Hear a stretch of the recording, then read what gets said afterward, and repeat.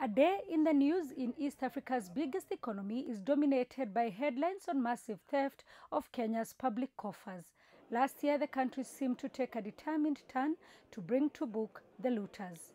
With the appointment of new chief prosecutor and a new head of criminal investigations. To those engaged in fraud and abuse of office, you can run, but you will never hide. We will catch up with you and make you pay dearly for every coin stolen from Kenyans. In terms of corruption, the stars have aligned for Kenya. First, there is a public that has become totally fed up with the corruption issue. And I think the president has tuned in to the fact that he has to bite the bullet on this one. Indeed, the corridors of justice have seen high-profile public officials arraigned to answer charges. The cases have, however, failed to move beyond this step.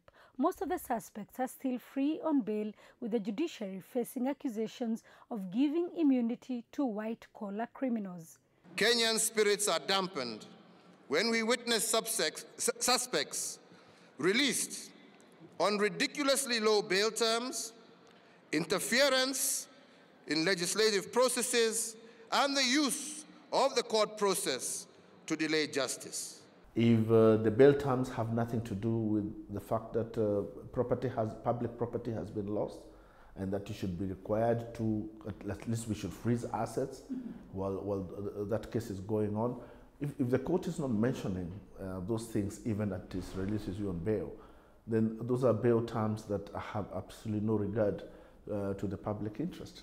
Apart from the lenient bail terms, critics argue that evidence is weak and the cases take too long, despite the existence of special courts to handle corruption cases. On average, I think a case takes about between 5 to 7 years to conclude.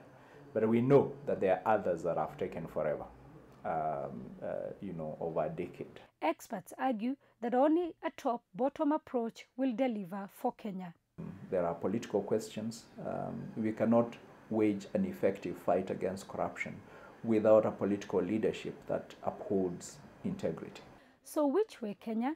Can the East African nation finally win this war? Yes, this war can be won. There are actually no options about it.